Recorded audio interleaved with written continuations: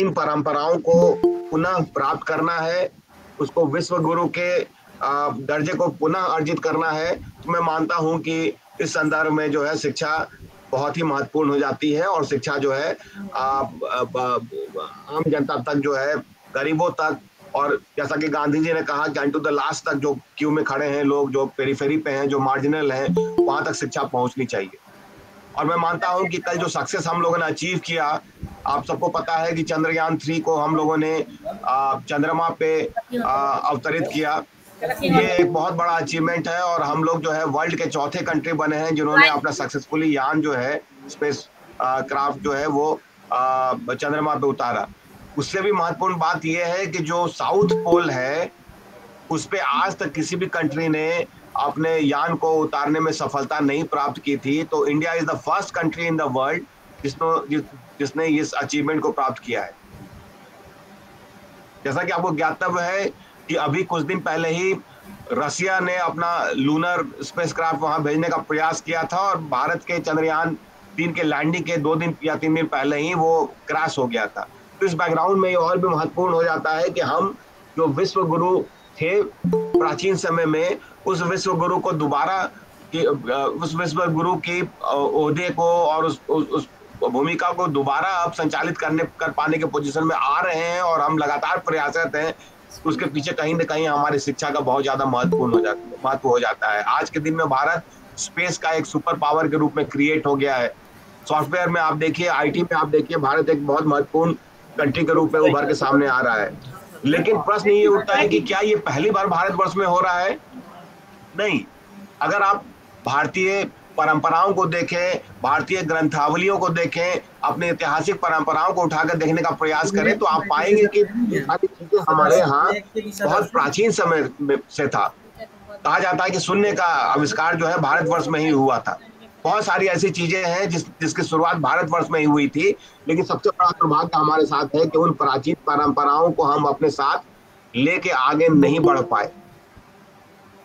और इसके पीछे सबसे प्रमुख कारण ये था कि जो कॉलोनियल जो हमारे यहाँ रहा एम्पायर, जो 200 सालों तक अंग्रेजों ने जो हमारे यहाँ उपनिवेशवादी जो गवर्नेंस किया, उसके परिणाम स्वरूप जो है हमारी सोच में, हमारे विचारों में और हमारे जीवन जीने के स्टाइल में आमूलचूल परिवर्तन आ गया। और इस संदर्भ में मैं मैकॉले का, चूंकि शिक्षा की बात चल रही है, मैं रेफरेंस देना चाहूंगा, क्योंकि कहा जाता है कि मैकॉले इज द वन जिसने भारतवर्ष में आधुनिक शिक्षा को के उदय की रिस्पॉन्सिबिलिटी ली थी। और जो मैकॉले साहब थे वो अंग्रेज थे, कॉलोनियल थे, और जो जैसा कि आपको पता है कॉलोनियलिज्म के दौरान जो कुछ भी अंग्रेजों ने किया था, कहीं ना कहीं उनकी मंशा उनको अपने फायदे उठाने के लिए थी।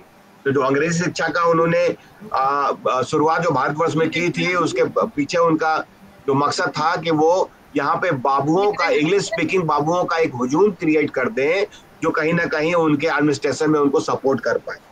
तो जो मेन मकसद था मैकॉले साहब का, वो इंग्लिश शिक्षा को इंट्रोड्यूस करने का, उसके पीछे ये था कि जो वो ऐसे लोगों को क्रिएट करना चाहते थे जो बॉडी से ब्लैक हो लेकिन माइंड से जो है व्हाइट हो, यानी कि उनकी शिक्षा दीक्षा जो है इस तरह की जाए कि जिससे उनकी सोच जो है वो अंग्रेजों की तरह हो जाए। और उसी का दुष्परिणाम ये है कि आज के समय में जो है, शायद अगर कोई व्यक्ति हिंदी बोलता है या संस्कृत की बात करता है या अपनी परंपराओं की बात करता है या अपने ऋषि मुनियों की बात करता है, तो उसको समाज जो है बहुत हाई स्टीम में नहीं देखता है। इवन आप समाज शास्त्र या दूसरे किताबों को उठा के देखने का और पढ़ने का प्रयास करें तो कौटिल्य ने क्या कहा, अरिस्टोटल ने क्या कहा, प्लेटो ने क्या कहा, उसके बारे में आप चर्चा करना ज्यादा जो है करके उसको ज्यादा गौरवान्वित महसूस करने का प्रयास करते हैं राजदान के भारतीय ऋषि मुनियों के बारे में चर्चा करके। तो कहीं ना कहीं हमारा जो माइंडसेट है वो कहीं ना कहीं वो अंग्रेजों के द्वारा जो है कैप्चर कर लिया गया था, कॉलोनियल्स के द्वारा कैप्चर कर लिया गया था। उन्होंने उस तरीके के नैरेटिव्स को क्रिएट किया जिस नैरेटिव्स के द्वारा जो है हम अपनी प्राचीन परंपराओं से, अपनी संस्कृतियों से दूर होते चले गए। और उसी का दुष्परिणाम ये है कि आज के दिन में हम जो आधुनिकता की दौड़ थी उसमें बहुत पीछे चले गए थे। लेकिन मेरा मानना है कि पिछले 2-3 दशकों से हम लोग लगातार प्रयासरत हैं कि हम अपने उस पुराने जो विश्व गुरु की जो भूमिका थी उस पर हम दोबारा आ पाए और हम लोग लगातार प्रोग्रेस कर रहे हैं। आप देखिए, हम लोग वर्ल्ड के 5th लार्जेस्ट इकोनॉमी बन गए हैं। और हमारा प्रयास ये भी है कि आने वाले 5 सालों में और 10 सालों में जो 2030 तक जो है हम वर्ल्ड के 3rd सबसे बड़े इकोनॉमी के रूप में खड़े हो जाए। लेकिन दिक्कत यह है कि उसके लिए हमें मैकॉले द्वारा जो बताए गए जो शिक्षा की नीति थी उससे बाहर निकलना पड़ेगा। हमें अपनी संस्कृति को, अपनी विचारधारा को, अपनी सोच को पुनर्जीवित करने की जरूरत है और हमें अपने प्राचीन परंपराओं को याद करके उसको उसके द्वारा हमें गौरवान्वित होने की जरूरत है। और इस संदर्भ में मैं कुछ विद्वानों के सोच को आपके सामने रखना चाहूंगा कि एजुकेशन क्यों इम्पोर्टेंट है और एजुकेशन के बारे में उनकी क्या सोच है। इस संदर्भ में मैं सबसे पहले बाबा साहब भीमराव अम्बेडकर के सोच को आपके सामने रखना चाहूंगा, क्योंकि मैं नौकरी अभी बाबा साहब भीमराव अम्बेडकर यूनिवर्सिटी में करता हूं और इसलिए उनके बारे में जो है सबसे पहले चर्चा करना बहुत जरूरी है। इस संदर्भ में बाबा साहब का मानना था कि एजुकेशन जो है व्यक्ति को फियरलेस बनाता है, निर्भीक बनाता है, उसको जो है यूनिटी का लेसन देता है कि किस तरह से एकताबद्ध के समाज में रहा जाए, और साथ ही साथ उसको अपने अधिकारों के प्रति भी सजग करने का प्रयास करता है। और न ही केवल उसके अधिकारों के प्रति उसको सजग करने का प्रयास करता है, बल्कि उसको कर्तव्यों के दायित्वों के प्रति भी, समाज के प्रति जो दायित्व उसको निर्वहन करने की आवश्यकता है उसके प्रति भी उसको जो है इंस्पायर करने का प्रयास करता है। और सबसे बड़ी बात बाबा साहब का ये मानना था कि एजुकेशन जो है वो एक ऐसा हथियार है जिसके द्वारा हम ना केवल गरीबी और स्लेवरी को काट सकते हैं, मिटा सकते हैं, बल्कि साथ ही साथ एजुकेशन प्राप्त करके जो है हम सोशल स्टेटस को भी प्राप्त कर सकते हैं, अपने समाज में या अपनी एजुकेशनल जो है इकोनॉमिक बेटरमेंट भी करने का प्रयास कर सकते हैं। और साथ ही साथ इस पॉलिटिकल फ्रीडम की बात हम करते हैं कि आप इंडिपेंडेंटली जो है सॉवरेन तरीके से, जो भारतवर्ष में कहा जाता है कि भारत एक सॉवरेन कंट्री है और यहाँ के सिटीजन सॉवरेन कंट्री है, तो सॉवरेनिटी आप में तभी आ पाएगी जब अपने अधिकार और अपने कर्तव्य के प्रति सतर्क हो। और उसको करने के लिए जो है सबसे इम्पोर्टेंट ये हो जाता है कि हम एजुकेशन प्राप्त करें, शिक्षा प्राप्त कर पाए और सही और गलत के बीच में अंतर को स्पष्ट कर पाए। तो ये बाबा साहब की सोच थी शिक्षा के बारे में। साथ ही साथ मैं कुछ और दूसरे विद्वानों के बारे में चर्चा करूंगा, उसमें कुछ विदेशी विद्वान हैं। सबसे पहले मैं जॉन डेवी के बारे में बात करना चाहूंगा, जिनका बहुत अच्छा कंट्रीब्यूशन है एजुकेशन के क्षेत्र में। जॉन डेवी साहब ये मानते हैं कि जो शिक्षा की जो प्रक्रिया है वो कंटिन्यूअस रिकंस्ट्रक्शन करने की है। जो आपका एक्सपीरियंसेस है, जो आपकी जो एक्सपीरियंसेस है, जो आपकी सोच है, जो जिससे आप गुजरते हैं, उसको जो है वो रिकंस्ट्रक्ट करने की बात करता है, रीस्ट्रक्चर करने की बात करता है। और जितना रिकंस्ट्रक्शन और रीस्ट्रक्चरेशन होगा उतना ही जो है आपका पर्सनालिटी जो है उसमें डेप्थ बनेगी। वही जॉन रॉस ने भी एजुकेशन के बारे में चर्चा की है और उसको करते हुए कहा है कि एजुकेशन का जो मेन एम है वो यह है कि व्यक्ति के पर्सनालिटी को डेवलप करने का प्रयास किया जाए। एट द वन हैंड आपका पर्सनालिटी तब तक पूर्ण रूप में डेवलप नहीं होगा जब तक आप शिक्षित नहीं हो। और उससे भी महत्वपूर्ण जो बात जॉन डेवी साहब कहते हैं एजुकेशन क्षेत्र में कि अगर आपको सचमुच का स्पिरिचुअल इंडिविजुअल बनना है, स्पिरिचुअल इंडिविजुअल कहने का मतलब यह है कि आप अपने संस्कृति से वाकिफ हो, एक कंप्लीट पर्सनालिटी जिसके बारे में कहा जाता है कि आप संस्कृति के बारे में जानते हैं, आप समाज के प्रति रूबरू हैं, आप अपने परिवार के प्रति रूबरू हैं, अपने रिस्पॉन्सिबिलिटीज को, देश के प्रति जो रिस्पॉन्सिबिलिटी है उसको जानते हैं, या जो आपका राष्ट्र के प्रति जो समर्पण है उसके बारे में भी आप लिख हैं। तो स्पिरिचुअल इंडिविजुअलिटी तभी डेवलप हो पाएगी जब आप शिक्षित हो। वहीं अगर आप कुछ भारतीय विद्वानों की बात कर लें तो दयानंद सरस्वती साहब ने कहा है कि एजुकेशन जो है व्यक्ति में राइटियसनेस पैदा करने का प्रयास करता है। व्यक्ति सही कैसे हो, सद्गुणों का विकास व्यक्ति में कैसे हो, वो सारी चीजें जो है व्यक्ति तभी डेवलप कर पाएगा जब वो व्यक्ति जो है शिक्षा प्राप्त कर पाए। भाई पुष्पेंद्र कुमार सोनी जी, आप क्या कर रहे हैं इसमें? मेरा निवेदन है कि अभी आप लोग शांत होकर बैठे रहे, थोड़ा सा मेरे व्याख्यान को सुने, उसके बाद जो है छेड़छाड़ कीजिएगा स्क्रीन के साथ। पुष्पेंद्र कुमार सोनी जी, मेरी आवाज सुन रहे हैं आप स्क्रीन शेयरिंग लगा दी है, हटाइए इसको। वहीं अगर टैगोर साहब की बात करें, हम रविंद्रनाथ टैगोर के बारे में हम लोग सबने सुना होगा, बहुत बड़े हमारे चिंतक रहे, विचारक रहे, और उनका अमूल्य योगदान है भारतीय संस्कृति, भारतीय परंपराओं और भारतीय समाज सुधार में। उनका ये मानना था कि एजुकेशन जो है वो अल्टीमेट ट्रूथ को जो है, वास्तविक रूप से जो सच्चाई है उसको प्राप्त करने में मदद करता है, और हमें कहीं ना कहीं हमें आंतरिक रूप से एक संपदा के रूप में जो है इनर लाइट प्रोवाइड करने का प्रयास करता है, हमारे अंदर कंपैशन डेवलप करने का प्रयास करता है, जिसके द्वारा जो है हमें अपने जीवन के महत्व को समझने में मदद मिलती है कि हम क्यों हैं, हमारा क्या दायित्व है समाज के प्रति। ये सारी चीजें जो है टैगोर साहब के अनुसार एजुकेशन के द्वारा ही प्राप्त हो पाता है।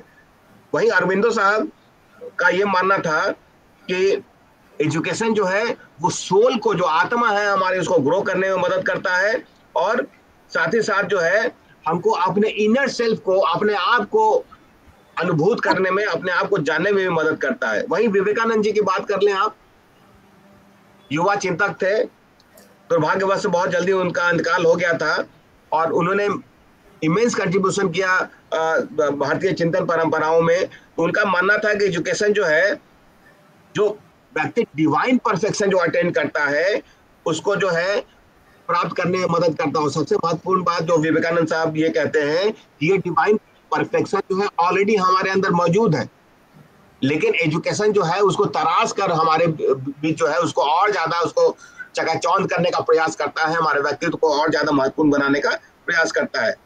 वहीं अगर आप वेदास की बात कर लें, उपनिषद की बात कर लें, तो वहां पे भी देखेंगे कि एजुकेशन के बारे में बहुत ज्यादा बातें की गई है। वहीं देखिए अगर ऋग्वेदा की बात करें तो ऋग्वेदा ये कहती है कि एजुकेशन जो है मनुष्य को सेल्फ रिलायंट बनाने का प्रयास करता है। वहीं उपनिषद में एजुकेशन के बारे में लिखा गया है कि उपनिषद जो है मनुष्य के सैल्वेशन का प्रयास करता है। वही शंकराचार्य जी की बात कर ले तो शंकराचार्य साहब ये कहते हैं कि एजुकेशन जो है वो मनुष्य के सेल्फ रियलाइजेशन के लिए उसको अग्रसारित करता है। तो आप देखिए एजुकेशन के बारे में विभिन्न विद्वानों ने बहुत ही अच्छी अच्छी बातें की हैं, और इस संदर्भ में मैं मानता हूं कि एजुकेशन बहुत ही महत्वपूर्ण हो जाता है। और मैं ये भी मानता हूं कि ऐसा नहीं है कि एजुकेशन हम आज ही शुरू कर,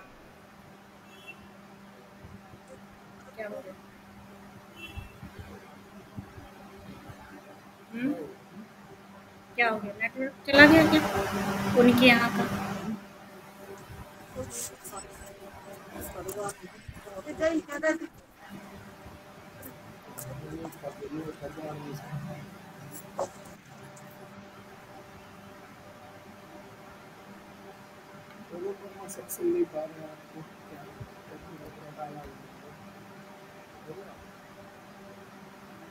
सर आवाज नहीं आ रही है और वीडियो भी रुक गई, शायद नेटवर्क का कोई इशू है।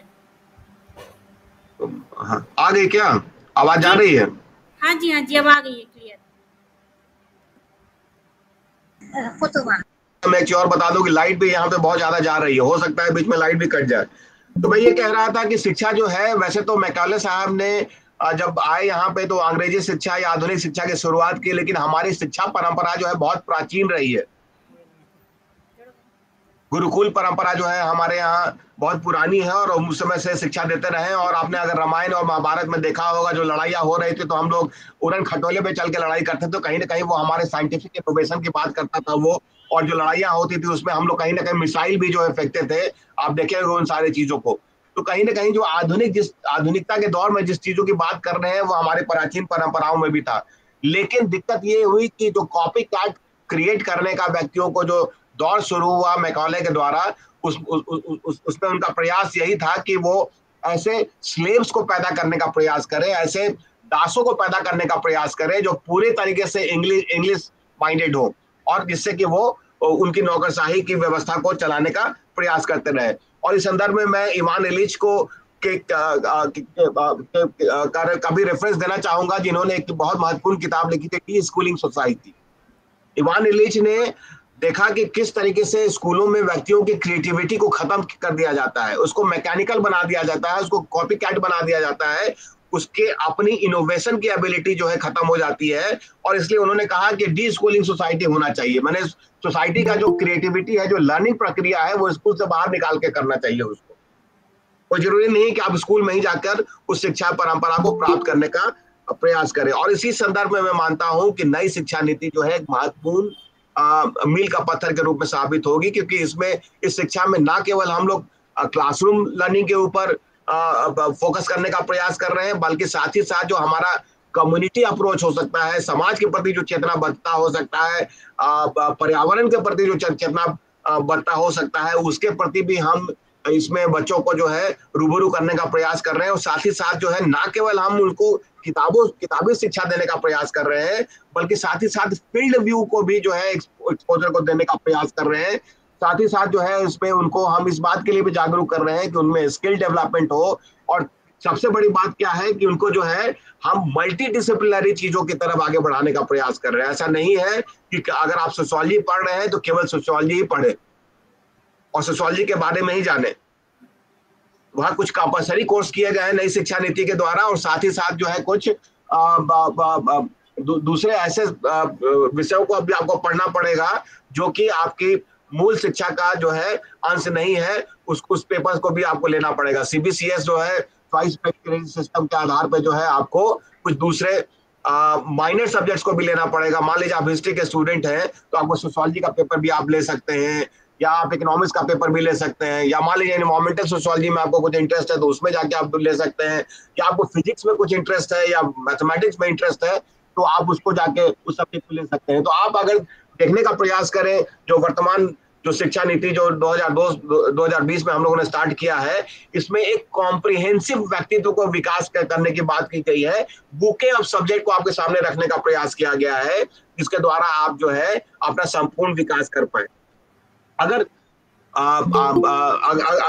अगर इंडिपेंडेंट इंडिया में एजुकेशन के विकास को देखने का प्रयास करें तो आप पाते हैं कि 1964-66 में कोठारी कमीशन ने पहला अपना एजुकेशन रिफॉर्म का जो था रिपोर्ट दिया था, और इसमें जो है फ्री एंड कंपलसरी एजुकेशन 6 से 14 साल के लिए कर दिया गया था। उसके बाद जो है 1986 में नेशनल पॉलिसी ऑन एजुकेशन आया था, और 1986 का जो पॉलिसी हमारा रहा उसमें हम लोगों ने माइनॉरिटी एजुकेशन पे फोकस करने का प्रयास किया, वुमेन एजुकेशन पे फोकस करने का प्रयास किया। साथ ही साथ जो है जो चाइल्ड ड्रॉप आउट रेट हो रहा था उसको भी हम लोगों ने रिड्यूस करने का प्रयास किया, एडल्ट एजुकेशन को हम लोगों ने बढ़ाने का प्रयास किया, और साथ ही साथ वोकेशनल ट्रेनिंग को भी हम लोगों ने बढ़ाने का प्रयास किया। और 1986 के बाद करीब 34 साल के बाद जो है हम लोगों ने नई शिक्षा नीति लाने का जो शुरुआत की है 2020 में, जिसको नेशनल एजुकेशन पॉलिसी के नाम से बुलाने का प्रयास करते हैं। और इसमें हम लोगों ने जो कोशिश किया है कि हम एजुकेशन को यूनिवर्सलाइज करने का प्रयास करें स्कूल एजुकेशन से। माने हमारा प्रयास ये है कि as per the right of education, आपको ध्यान हो कि हम लोगों ने एजुकेशन को एक राइट के रूप में भारतवर्ष में इसको एक्सेप्ट कर लिया है। तो एजुकेशन का राइट जो है सबको कैसे मिलेगा, जब तक कि हम एजुकेशन को यूनिवर्सलाइज नहीं करें, सब तक उसको पहुंचाने का प्रयास नहीं करें, आम जनता तक उसको पहुंचाने का प्रयास नहीं करें। स्कूल एजुकेशन में हम ग्रॉस एनरोलमेंट रेशियो जो है उसको 100% तक लेके जाने का प्रयास करें, जिससे कि यूनिवर्सलाइजेशन ऑफ एजुकेशन हो पाए। उससे भी महत्वपूर्ण ये है कि जो इंपॉर्टेंट एस्पेक्ट जो हम लोगों ने राष्ट्रीय शिक्षा नीति में लेने का प्रयास किया है वो उसमें ये है कि इसमें हम लोग मल्टी डिसिप्लिनरी कोर्सेज को लेकर चलने का प्रयास करेंगे। जैसा मैंने अभी कहा कि ऐसा नहीं है कि आप सोशियोलॉजी पढ़ रहे हैं या हिस्ट्री पढ़ रहे हैं या इकोनॉमिक्स पढ़ रहे हैं या फिजिक्स पढ़ रहे हैं तो केवल उसी मात्र सब्जेक्ट के बारे में आपको जानकारी हो। उसमें आप देखिएगा कि कुछ मेजर सब्जेक्ट्स दिए गए हैं, कुछ माइनर सब्जेक्ट्स दिए गए हैं। मेजर सब्जेक्ट जो है आपके डिसिप्लिन से रिलेटेड होंगे, माइनर सब्जेक्ट जो है दूसरे इंटरडिसिप्लिनरी हो सकते हैं जो आपके चॉइस के ऊपर है। और सबसे इंपॉर्टेंट बात है कि ये चॉइस बेस्ड क्रेडिट सिस्टम है, इसमें आपके चॉइस के ऊपर है, आपका जहां भी इंटरेस्ट है वहां उस पेपर को आप लेके उसमें समझने का प्रयास कर सकते हैं। सबसे बड़ी बात है कि इस नई राष्ट्रीय शिक्षा नीति में हम लोगों ने वोकेशनल कोर्सेज पे बहुत ज्यादा एम्फेसाइज किया, क्योंकि जो अनएम्प्लॉयमेंट की समस्या हमारे यहाँ थी उसको दूर करना बहुत जरूरी था। और इसलिए वोकेशनल कोर्सेज के द्वारा आप में स्किल जनरेट करने का जो है प्रयास किया गया, जिससे कि आप अगर सरकारी नौकरी नहीं कर पाए तो आप इंडिपेंडेंट जो है कुछ एंटरप्रेन्योरियल एक्टिविटी को भी जो है स्टार्ट कर सकते हैं। साथ ही साथ जैसा मैंने कहा कि बुके सिस्टम ऑफ जो है सब्जेक्ट्स आपने रखा, जिसमें आपके पास बहुत सारे ऑप्शंस हो गए कि आप इंटरडिसिप्लिनरी जाके कोई भी सब्जेक्ट्स को जो है चूज कर सकते हैं। और इसमें साइंस का सब्जेक्ट भी हो सकता है, आर्ट्स भी हो सकता है, या कोई दूसरा और भी सब्जेक्ट हो सकता है। तो कहने का तात्पर्य ये है कि पहली बार ये प्रयास शुरू हो किया गया कि अपने शिक्षा को जो है अपनी संस्कृति के अनुरूप, अपने वैल्यूज के अनुरूप, अपने लैंग्वेज के अनुरूप जो है हम उसको ढालने का प्रयास करें, जिससे कि हमारे भारतीयों का जो है पूरा ह्यूमन पोटेंशियल जो है वो डेवलप हो पाए, साथ ही साथ इक्विटेबल और जस्ट सोसाइटी को हम लोग डेवलप कर पाए। और सबसे महत्वपूर्ण बात यह था कि इन सबके द्वारा हम सतत विकास को भारतवर्ष में आगे बढ़ा पाए, और उससे भी महत्वपूर्ण यह था कि राष्ट्र निर्माण कर पाए। और ये सब हम क्यों चाहते थे? इसलिए हम चाहते थे कि भारत जो है, जो विश्व गुरु हुआ करता था प्राचीन काल में, उस प्राचीन काल की परंपराओं को पुनः पुनर्जीवित करके भारत पुनः विश्व गुरु की भूमिका में आ पाए। और उसी संदर्भ में मैं, आपने अगर ध्यान दिया हो तो मेरा जो इनॉग्रल जो व्याख्यान था जिसमें मैंने हाईलाइट किया कि भारत चंद्रमा पे जाके अपने बुद्धि का लोहा जो है पूरे विश्व स्तर पर मनाने का एक बहुत ही अच्छा कदम उठाया है।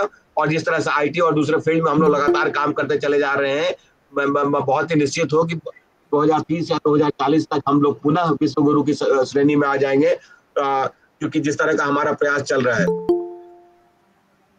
तो आप अगर राष्ट्रीय शिक्षा नीति को देखने का प्रयास करें तो आप मान के चलेंगे कि ये राष्ट्रीय शिक्षा नीति जो 2020 में लाई गई है, वो जो हम लोगों ने 2009 में राइट टू एजुकेशन जो हम लोगों ने पारित किया था पार्लियामेंट में, उस शिक्षा के अधिकार को कहीं ना कहीं फुलफिल करने का प्रयास कर रही है। और साथ ही साथ इससे भी महत्वपूर्ण ये है कि ये हायर एजुकेशन और वोकेशनल ट्रेनिंग को रूरल और अर्बन एरिया में यूनिवर्सलाइज करने का प्रयास कर रही है। और इसको करके कहीं ना कहीं जो हम लोगों ने 2030 का सस्टेनेबल डेवलपमेंट गोल्स जो लेके चलने का प्रयास किया था, आपको पता हो यूनाइटेड नेशंस को 2030 का सस्टेनेबल डेवलपमेंट गोल्स जो है एजेंडा सेट किया है, उसको सारे कंट्रीज को अचीव करना है। और उसमें जो SDG 4 गोल है, सस्टेनेबल डेवलपमेंट गोल का चौथा नंबर जो गोल है, वो ये बात करता है कि ensure inclusive and equitable quality education and promote lifelong learning opportunity to all by 2030। कहने का तात्पर्य ये है कि जो SDG गोल 4 है वो ये बात कर रहा है कि हर एक सरकार को ये इंश्योर करना है कि वो इंक्लूसिव एजुकेशन सबको प्राप्त करें, मैंने ऐसा एजुकेशन सबको देने का प्रयास करें जो इंक्लूसिव हो, सबको साथ में लेके चलने का प्रयास करें, सबको शिक्षित करने का प्रयास करें। और साथ ही साथ इक्विटेबल मतलब समान रूप से सबको बीच में क्वालिटी एजुकेशन को जो है प्रमोट करने का प्रयास करें, और साथ ही साथ लाइफ लॉन्ग लर्निंग अपॉर्चुनिटीज भी प्रोवाइड करने का प्रयास करें। और इसी चीज को ध्यान में रखते हुए और राइट टू एजुकेशन को SDG 4 को ध्यान में रखते हुए और राइट टू एजुकेशन को ध्यान में रखते हुए, जो कि 2009 में हम लोगों ने लाया था, जो हमारा नई राष्ट्रीय शिक्षा नीति आई 2020 में, उन सारे चीजों को रखने का प्रयास किया गया। और उसमें यह प्रयास किया गया कि इन सारी चीजों को करने के बाद आने वाले कुछ एक दशकों में भारत पुनः विश्व गुरु की संज्ञा प्राप्त कर पाएगा, एक नॉलेज इकोनॉमी के रूप में उभरेगा, एक सॉफ्ट पावर के रूप में उभरेगा, जो कि आज के इमर्जिंग पॉलिटिकल सिनारियो में बहुत ज्यादा जरूरी है। अब प्रश्न ये उठता है कि इस नई राष्ट्रीय शिक्षा नीति में हम लोगों ने महत्वपूर्ण क्या किया है, क्या इंपॉर्टेंट उसका फेसेट्स है, क्या इंपॉर्टेंट इसके आयाम है, क्या इसके मील के पत्थर है, इंपॉर्टेंट मील के पत्थर है। तो आप अगर इसको ध्यान से देखने का प्रयास किया जाए तो ये पूरे एजुकेशन सिनारियो को भारतवर्ष में ट्रांसफॉर्म करने का प्रयास है। और इसमें कोशिश ये है कि ये शिक्षा जो है टीचर सेंट्रिक से हटकर जो है ये स्टूडेंट सेंट्रिक हो। शिक्षा जो है स्टूडेंट के लिए दी जा रही है, तो स्टूडेंट को ही उससे फायदा होना चाहिए, ना कि टीचरों को उससे फायदा होना चाहिए। तो इसलिए जो है ये स्टूडेंट सेंट्रिक से हटकर जो है टीचर सेंट्रिक से हटकर स्टूडेंट सेंट्रिक की तरफ आगे बढ़ने का प्रयास कर रहा है। साथ ही साथ ये इंफॉर्मेशन सेंट्रिक से बढ़कर नॉलेज सेंट्रिक की तरफ आगे बढ़ने का प्रयास कर रहा है। यानी कि हम केवल सूचना अपने बच्चों को नहीं देना चाह रहे हैं शिक्षा के द्वारा, हम उसके विद्वता को आगे बढ़ाने का प्रयास कर रहे हैं, हम उनको ज्ञान को बढ़ाने का प्रयास कर रहे हैं। और ज्ञान तब तक कॉम्प्रिहेंसिव नहीं हो सकता है जब तक अपने पास्ट को भी आप जाने और पास्ट के परंपराओं, संस्कृति, रीति रिवाजों, राष्ट्र के प्रति आपकी चेतना, निष्ठा, समाज के प्रति आपका समर्पण, ये सारी चीजें जब तक आप नहीं सीख पाइएगा तब तक आप शिक्षा तब तक ये माना जाएगा कि आपकी शिक्षा पूर्ण नहीं हुई और ना ही आप एक कॉम्प्रिहेंसिव जो है पूर्ण नागरिक के रूप में जो है अपने आप को डेवलप कर पाए। साथ ही साथ इसमें प्रयास ये भी किया गया था कि ये मार्क सेंट्रिक ना होकर ये स्किल सेंट्रिक हो। जैसे मैंने कहा कि स्किल बेस्ड कोर्सेज भी इसमें इंट्रोड्यूस किया गया है, और ये प्रयास किया गया है कि वोकेशनल कोर्सेज को भी आप सीख पाए, और करने के बाद जो है एक सक्षम नागरिक के रूप में, एक कैपेबल नागरिक के रूप में आप उभर के सामने आए, जिसके द्वारा आप अपने जीविकोपार्जन के साधन को खुद ही अर्जित कर पाने में सक्षम हो पाए। साथ ही साथ जो है ये एग्जामिनेशन सेंट्रिक से एक्सपेरिमेंटल सेंट्रिक की तरफ बढ़ने का प्रयास किया, कि केवल जो है हमको कॉपी कैट पैदा नहीं करना है, क्लासरूम में बैठ के एग्जाम को हमको नहीं लिखना है, हमको एक्सपेरिमेंटल सेंट्रिक रखना है, हमको फील्ड में भेजना है, हमको लोगों को एक्सपीरियंस बनाना है, जिससे कि व्यक्ति मैच्योर हो सके और संपूर्ण शिक्षा जो है वो प्राप्त कर सके। साथ ही साथ ये लर्निंग सेंट्रिक से रिसर्च सेंट्रिक की तरफ जो है इसमें आगे बढ़ाने का प्रयास किया गया है, कि केवल आपका कार्य लर्न करना नहीं है, सीखना नहीं है, आप में इनोवेशन को लाना है, रिसर्च वाली जो एबिलिटी है, कुछ पता करने के लिए कि क्या है, कैसे है, क्यों है, इन सारे चीजों को क्या हो सकता है, इन सारे चीजों की जो विचारधारा है वो भी आप में डेवलप करने का इसमें प्रयास किया गया है। साथ ही साथ जो है ये चॉइस सेंट्रिक से कॉम्पिटेंस सेंट्रिक की तरफ आपको बढ़ाने का प्रयास करता है, यानी कि आपको केवल ऑप्शंस नहीं दिया गया कि भाई आप ये चूज कर लीजिए, आपको इस शिक्षा के द्वारा जो है इस बात पे आगे बढ़ाने का प्रयास किया गया है कि आप किस प्रकार से कॉम्पिटेंट हो जाइएगा, सक्षम हो जाइएगा, और सारी चीजों को जो है संभाल पाइएगा अपने द्वारा। और साथ ही साथ जो है ये इंडिविजुअल सेंट्रिक से कम्युनिटी सेंट्रिक की तरफ बढ़ाने का प्रयास कर रहा है। देखिए, आज तक हम खाली राइट्स का बात करते हैं, शिक्षा प्राप्त करना हमारा अधिकार है और ये सरकार का दायित्व है कि शिक्षा दे। हम क्लासरूम में जाते हैं, क्लास अटेंड करते हैं, आपको पता नहीं है कितना सरकार खर्चा कर रही है हमारे ऊपर, लाखों का खर्चा आ रहा है, हम टीचर्स का फीस जमा होता है, इंफ्रास्ट्रक्चर का फीस जमा होता है, बिजली पानी सबका पैसा जमा सरकार देती है, और हम कितना फीस जमा करते हैं? 100 रुपया, 200 रुपया, 500 रुपया। तो कहीं ना कहीं सरकार हमारी शिक्षा के लिए इतना ज्यादा खर्च कर रही है, तो राष्ट्र के प्रति और समाज के प्रति हमारा दायित्व भी हो जाता है, हम उस दायित्व के प्रति कभी भी जो है सोचते ही नहीं है। तो ये जो नई शिक्षा नीति है वो कहीं ना कहीं आपको जो है कम्युनिटी सेंट्रिक आपको आगे बढ़ाने का प्रयास कर रही है, कि केवल अपने राइट्स के बारे में बात नहीं कीजिए, शिक्षा प्राप्त करके आप जो है अपने दायित्वों के बारे में बात कीजिए। और इसीलिए जो है इसमें मैंडेटरी कर दिया गया है कि आप विलेज अडॉप्ट कीजिए, आप कम्युनिटी बेस्ड कोर्सेज को अडॉप्ट कीजिए, जहां पे कम्युनिटी ना केवल आप इंफॉर्मेशन देंगे कम्युनिटी में जाकर, और साथ ही साथ अवेयरनेस को फैलाने का प्रयास करेंगे, साथ ही साथ जो है वहां की समस्याओं को भी दूर करने का प्रयास करेंगे। इन्वायरमेंटल कोर्सेज को भी मैंडेटरी कर दिया गया, क्योंकि इन्वायरमेंट जो है एक बहुत ज्वलन समस्या के रूप में हमारे सामने उभर के आज के दिन में आई है। आप देखिए, जहां भी आप बात करें, ग्लोबल वार्मिंग की बात कर रहे हैं, क्लाइमेट चेंज की बात कर रहे हैं, इरेटिक रेनफॉल की बात कर रहे हैं, सारा कुछ बदलते चला जा रहा है। एग्रीकल्चर जो है बहुत बुरी तरीके से प्रभावित हो रहा है, अर्थक्वेक आ रहा है ना, सुनामी आ रही है, गर्मी बहुत ज्यादा बढ़ गई है, ग्लेशियर्स मेल्ट कर रहे हैं। आप अगर उत्तराखंड में चले जाए तो आप देखें कि लगातार वहां पर जो है डिजास्टर्स देखने को मिल रहे हैं। ये सारी चीजें जो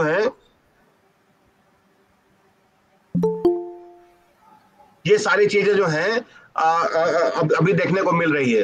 तो इससे बाहर निकलने के लिए जो है हमें इस तरह की शिक्षा को देने का प्रयास करना पड़ेगा, जो कि आपके धरती से जुड़ी हुई हो, आपके जमीन से जुड़ी हुई हो, और आपको जो है अपनी प्राचीन परंपराओं की तरफ बढ़ाने का प्रयास करें।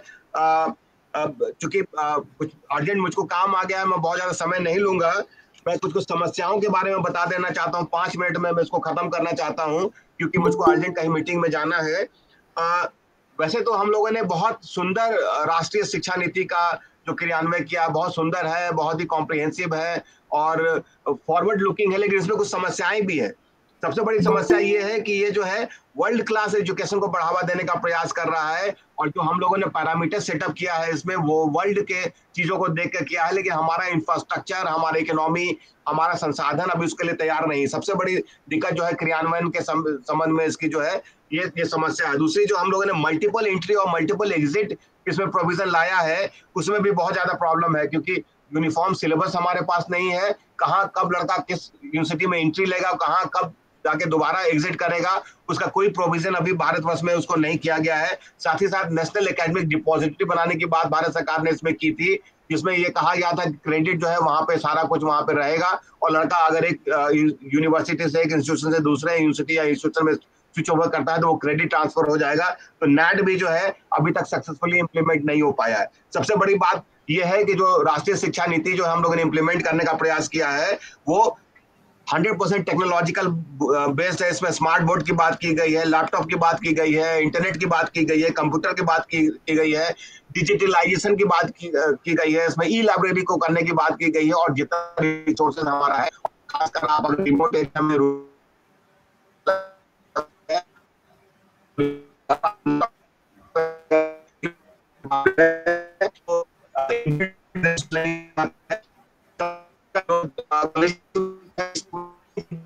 टीचर बहुत ज्यादा है।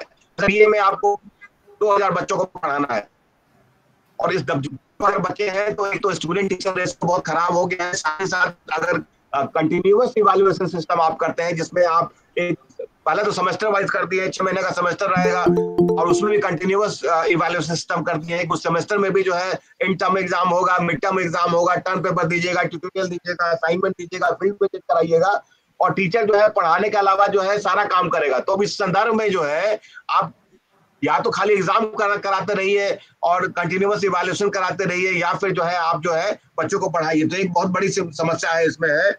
और सबसे बड़ी दिक्कत है कि कॉलेज में, यूनिवर्सिटी से और स्टेट में जो है सिलेबस जो अलग अलग है। जब तक यूनिफॉर्म सिलेबस होगा नहीं, जब तक एडमिशन का पैटर्न आप सिमिलर नहीं कीजिएगा, जब तक यूनिफॉर्मिटी नहीं लाइएगा, तब तक ना तो आप मल्टीपल एग्जिट मल्टीपल एंट्री को आप करा सकते हैं, ना ही एजुकेशन को जो है सतत रूप से उसको विकास करने का प्रयास कर सकते हैं। एडमिशन का जो पॉलिसीज भी है आपका वो भी अलग अलग है। वैसे तो भारत सरकार ने CUET के द्वारा, सेंट्रल यूनिवर्सिटी इंट्रेंस टेस्ट के द्वारा जो है अभी जो नई प्रक्रिया स्टार्ट की है जिसमें कुछ चुनिंदा जो सेंट्रल यूनिवर्सिटीज हैं वो कॉमन इंटरेस्ट ले रहे हैं, लेकिन उसी तरह का CUET जो है वो पूरे भारतवर्ष में जो है इंप्लीमेंट करने की जरूरत है, जिससे कि सारे कॉलेजेस में और सारे स्टेट यूनिवर्सिटीज में और सेंट्रल यूनिवर्सिटीज में एक ही प्रक्रिया के द्वारा एडमिशन लिया जाए। साथ ही साथ अपॉइंटमेंट, जो टीचर्स का अपॉइंटमेंट होता है उसके लिए भी एक यूनिफॉर्म जो है एक सिस्टम बनाने की जरूरत है। अदरवाइज जो है वहां पे भी सफर होगा, क्योंकि अपॉइंटमेंट में भी जो है बहुत सारी जो है एनोमॉलीज देखने को मिल रही है। सेशन जो है सब जगह समान रूप से नहीं चल रहा है, सेशंस को यूनिफॉर्म करने की जरूरत है। और सबसे बड़ी दिक्कत यह है कि जो प्राइवेट यूनिवर्सिटीज हैं उससे हमारे सरकारी यूनिवर्सिटी को जो है कॉम्पीट करना पड़ रहा है। और उसका परिणाम स्वरूप हो क्या रहा है कि प्राइवेट यूनिवर्सिटीज के पास जो है वो कॉलोनियल्स है, उनके पास बहुत पैसा है, वो अच्छा इंफ्रास्ट्रक्चर दे रहे हैं, सारा अच्छा फैसिलिटीज दे रहे हैं, अच्छे से टीचर को लेके चले जा रहे हैं। नतीजा ये हो रहा है कि हमारा सरकारी सिस्टम जो है उससे कम्पीट कर ही नहीं पा रहा है। और सबसे बड़ी दिक्कत हमारे साथ क्या है कि जिस तरीके का वर्ल्ड क्लास एजुकेशन को हम लोग डेवलप करने का प्रयास कर रहे हैं, अभी जीडीपी का मात्र 2.9% जो है हम उस पर पैसा खर्च कर रहे हैं। और मात्र 2.9% से जो है शायद शिक्षा का विकास उस स्तर पे नहीं हो पाएगा जिस स्तर पे हम उसको करने का प्रयास कर रहे हैं, या जो सोच हम जो है राष्ट्रीय शिक्षा नीति में लेके चलने का प्रयास कर रहे हैं।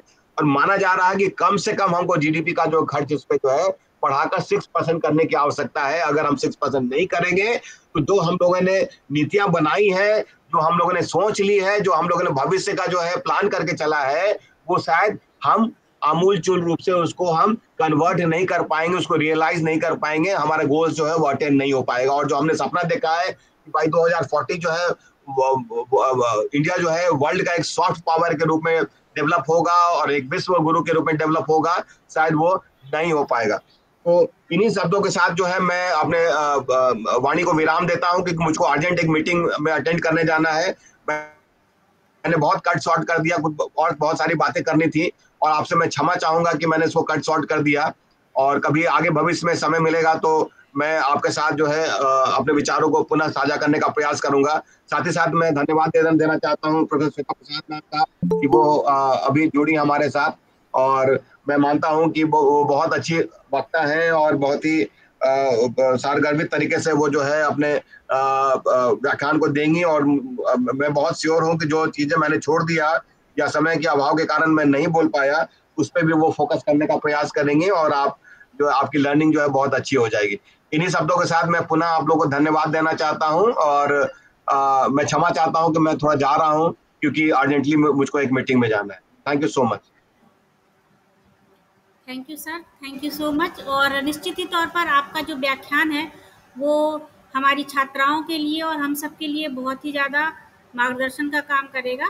सर ने बताया कि जैसे आज हम अगर चंद्रयान की चर्चा ना करें तो ये हमारी देश ने जो आज एक उपलब्धि प्राप्त की है उसके साथ न्याय संगत नहीं होगा। तो ये सारी चीज़ें हम बिकॉज ऑफ एजुकेशन या केवल एजुकेशन के कारण ही कर पाए। सर ने बताया जैसा कि लॉर्ड मैकाले ने जो शिक्षा नीति हम पर थोपी थी उसमें कहीं ना कहीं हमारे जो माइंड की क्रिएटिविटी है उसको मारने की साजिश थी। हर जगह जो लैंग्वेज में हमारी संस्कृत हो या हिंदी हो उससे कितना भेदभाव किया गया। और धीरे धीरे सर ने हमें भीमराव अंबेडकर साहब के शब्दों से जो एजुकेशन पर उनके विचार थे, रविन्द्रनाथ टैगोर जी, अरविंदो और स्वामी विवेकानंद जी के विचारों से हमें अवगत कराया। और उन्होंने बताया कि अब हम पुनः इस शिक्षा नीति के माध्यम से इसके सहारे फिर विश्व गुरु बनने की कगार पर हैं। और इसका पहला उदाहरण जो उन्होंने बताया वो चंद्रयान 3 का सफल प्रक्षेपण जो है वो हुआ। इसके साथ हमारी जो राष्ट्रीय शिक्षा नीति है उसमें कुछ कमियां भी हैं, जैसा कि सर ने बताया कि सबसे पहली बात तो ये वर्ल्ड क्लास एजुकेशन पॉलिसी है जो उसी तरह के इंफ्रास्ट्रक्चर, उसी तरह के टेक्निकल फ्रेंडली टीचर्स और उसी तरह के स्टूडेंट्स को भी एक्सपेक्ट करती है जो अभी हमारे पास नहीं है। But gradually we are trying to catch all these things and definitely we will do all these things. तो आपके इस महत्वपूर्ण व्याख्यान के लिए सर आपको बहुत बहुत धन्यवाद। और इसके साथ ही हमारे जो दूसरे वक्ता हैं डॉक्टर श्वेता प्रसाद मैम वो जुड़ चुकी हैं, उनका मैं हृदय से स्वागत वंदन अभिनंदन करती हूँ अपने पूरे महाविद्यालय की तरफ से। और आज आपका जो व्याख्यान है वो निश्चित ही हम लोगों के लिए बहुत ही महत्वपूर्ण होने वाला है। मैं बहुत ही संक्षेप में डॉक्टर श्वेता प्रसाद मैम के बारे में हमारे जो जितने भी श्रोतागण जुड़े हुए हैं उनके बारे में बता देना चाहूँगी। Dr. Shweta Prasad is a professor at the Department of Sociology, Faculty of Social Science, Banaras Hindu University, Varanasi. She is the member managing committee of the Indian Sociological Society. She has also been convener gender studies of the ISS from January 2015 to December 2017. और जैसा कि मैंने सबसे पहले जो हमारे आज के प्रोग्राम के कन्वीनर हैं डॉक्टर शशिकांत अवस्थी जी, उनसे जब बात की थी तो उन्होंने मुझे इतना ही परिचय दिया था, बताया था कि मैम जो है आज के टाइम पर जेंडर स्टडीज़ में सबसे आगे है। इनका इतना ज़्यादा योगदान है जेंडर स्टडीज़ में जिसकी शायद हम कल्पना भी नहीं कर सकते और जिसकी हमें बहुत ज़्यादा आवश्यकता है। इसके साथ ही मैम ने बहुत सारे कमेटीज़ में अपना योगदान दिया है, बहुत सारे रिसर्च पेपर हैं, बुक्स पब्लिश्ड हैं। और अगर मैं फिर से मैम के अगर रिज्यूम को ही पढ़ने लग जाऊंगी तो शायद ये जो वेबिनार है ये बहुत लंबा हो जाएगा। तो इस पर मैं बहुत ज़्यादा टाइम ना देते हुए डायरेक्टली आप सभी को ये मौका देना चाहूँगी कि वो मैम को सुने। तो अब मैं इनवाइट करने जा रही हूँ डॉक्टर श्वेता प्रसाद मैम को। Ma'am please come in front of us and give your valuable words, please ma'am.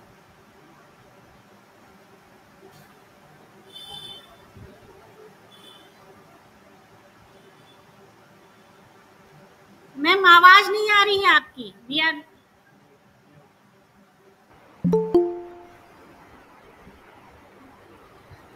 Thank you. आवाज आ रही है मेरी?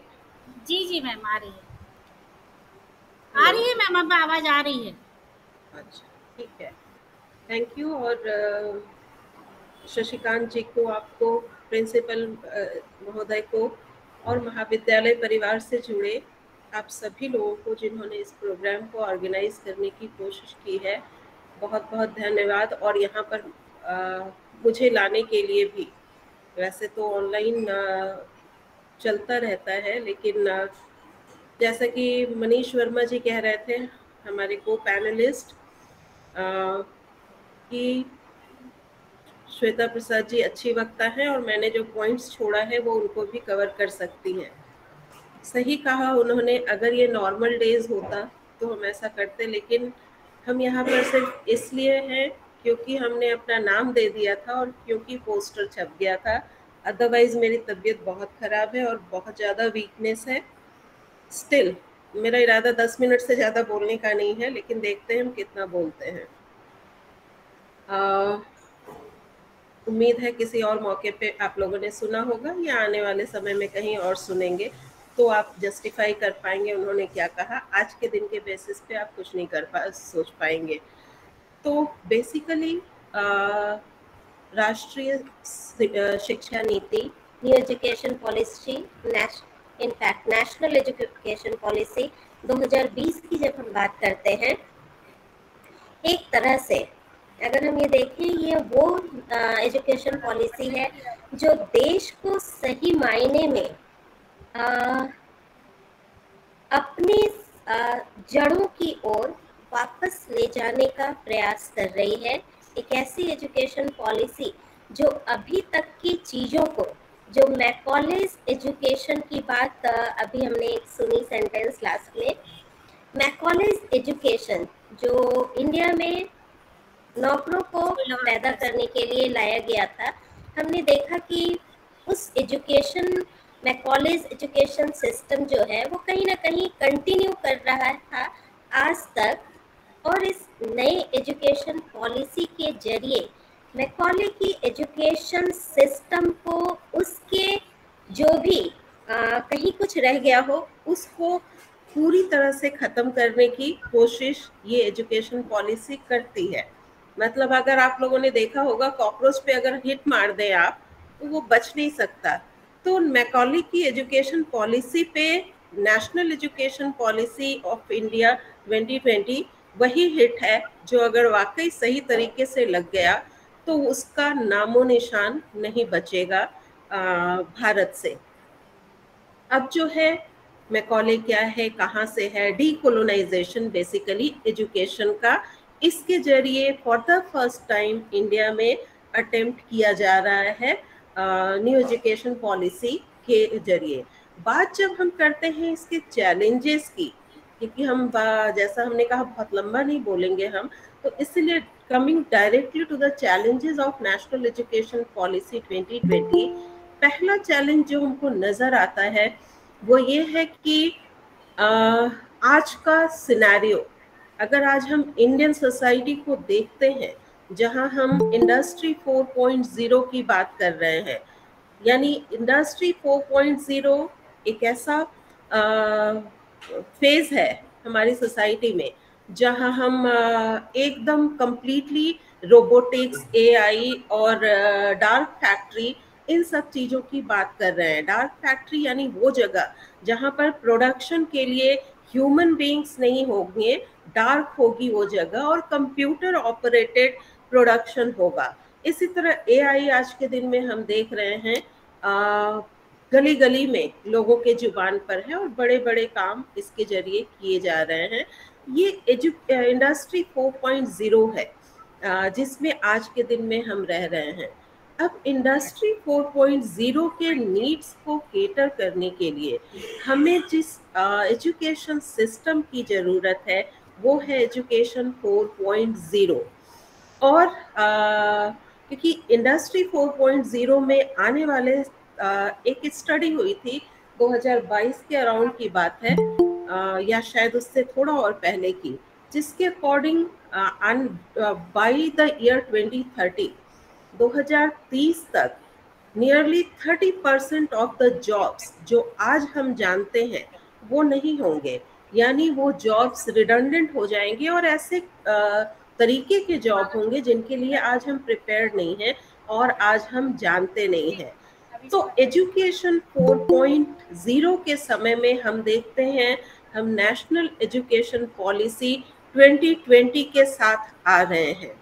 तो सबसे बड़ा चैलेंज जो हमें दिखाई देता है वो है इस नेशनल एजुकेशन पॉलिसी का, वो ये है कि कैसे इंडस्ट्री 4.0 के चैलेंजेस को हम फेस कर पाएंगे थ्रू न्यू एजुकेशन पॉलिसी 2020। क्या नेशनल एजुकेशन पॉलिसी 2020 जो है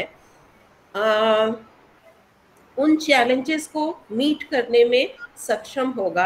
हाँ बोल देना बहुत आसान होगा कि हाँ हम कर लेंगे, लेकिन जो चैलेंजेस हमारे सामने जा रहे हैं, हमको डाउट है, मतलब आ रहे हैं या होंगे, हमको टोटल डाउट है इस बात पर कि नेशनल एजुकेशन पॉलिसी के जरिए इंडस्ट्री 4.0 से रिलेटेड चैलेंजेस जो हैं, जो जॉब से लेकर मल्टीपल लेवल पर हैं।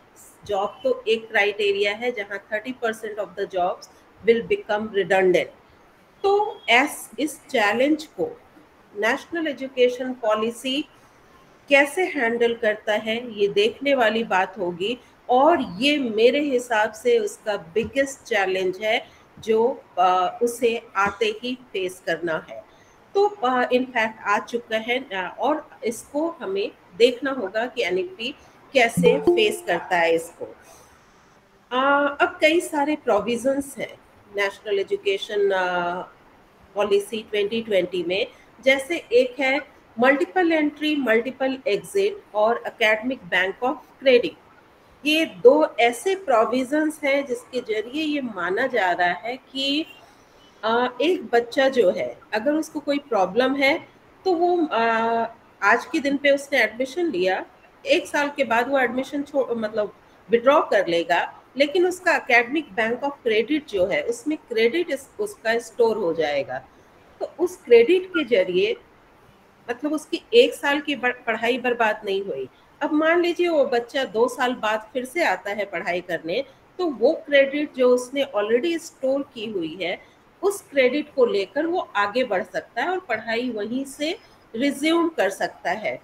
सुनने में बहुत इंटरेस्टिंग लगता है कि एक बच्चा जो है वो निकल गया, 2 साल बाद आ रहा है। वाकई वो बच्चे जो सीरियसली जिनको इस तरह के विड्रॉल की ज़रूरत है, उसके लिए तो ये कहीं ना कहीं बेनिफिशियल होगा कि आपने पूरी पढ़ाई छोड़ दी, इससे अच्छा आप 2 साल बाद आकर पढ़ाई शुरू कर लीजिए।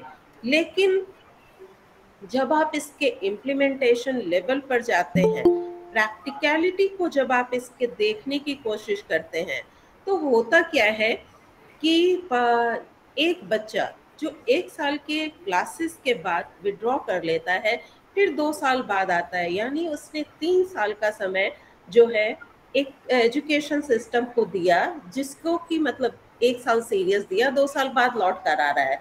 अब एक बच्चा जो लगातार पढ़ रहा है, पार्ट 1, पार्ट 2, पार्ट 3 कर रहा है, दूसरा बच्चा जो पार्ट 1 करके गया और 3rd ईयर से उसके साथ के लोग निकल गए, हालांकि वो सिस्टम्स अलग अलग हैं, ईयर कितना होगा, इंटीग्रेटेड में कितना होगा, एजुकेशन में कितना होगा, ये सब हम लोग जानते हैं। मान लीजिए वो लौट कर आता है 2 साल बाद, उसके साथ के बच्चे तो बहुत सीनियर पोजीशन पे पहुंच गए, तो उस मोटिवेशन को सस्टेन कर पाना कि हाँ उसको कोर्स कंप्लीट करना है, उस सराउंडिंग में, उस एटमॉस्फेयर में जहाँ उसके साथ के बच्चे सीनियर हो गए हैं और वो जूनियर है, ये एक ऐसी प्रॉब्लम है जिसका असर जो है बच्चों के साइकोलॉजी पर पड़ेगा, ऐसा हमको लगता है। क्योंकि आपके लिए छोड़ देना आसान है और उसको पकड़ के फिर से ज्वाइन कर लेना भी आसान है, लेकिन इन दोनों के बीच में उस मोटिवेशन को सस्टेन करना ये इतना आसान नहीं लगता हमको। तो ये एक बड़ा चैलेंज होगा जो हमें देखने की ज़रूरत है कि कैसे मोटिवेशन लेवल जो है वो स्टूडेंट का बरकरार रहे और कैसे उसके अंदर हीनता की कैसे के अंदर ना आए। Rajput ji, Pushpendra Rajput ji, kindly mute yourself. तो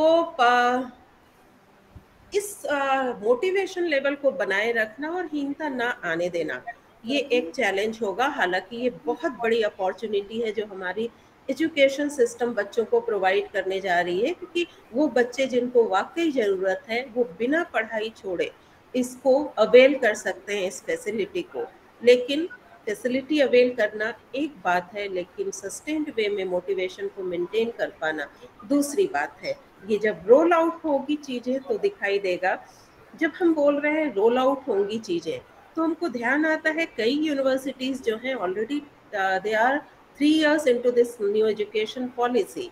पिछले 3 साल से उनके यहाँ ऑलरेडी इम्प्लीमेंटेड है, और अब जो है काफ़ी इस पोजीशन पर हम लोग हैं कि हम ये एनालाइज कर पाए कि 3 सालों में क्या हुआ। अब मल्टीपल एंट्री मल्टीपल एग्जिट की बात करें, इसको लेके बहुत से डाउट थे कि मान लीजिए बीएचयू में आपने एडमिशन लिया, उसके बाद जो है एमपी के किसी कॉलेज में चले गए, वहाँ से आपने दूसरा वो लिया, तो आपको डिग्री कहाँ की मिलेगी। तो फाइनली ये डिसाइड हो गया है आज की डेट में कि इसमें कोई कंफ्यूजन नहीं है कि डिग्री आपको उस इंस्टीट्यूशन की मिलेगी जहाँ पर आपने एडमिशन लिया था। मतलब आप बीएचयू में एडमिशन लेकर जेएनयू की डिग्री नहीं ले सकते, बीएचयू में एडमिशन लेकर हैदराबाद यूनिवर्सिटी की डिग्री नहीं ले सकते। तो एक जो है उसका एक क्लैरिटी टाइप की आई है।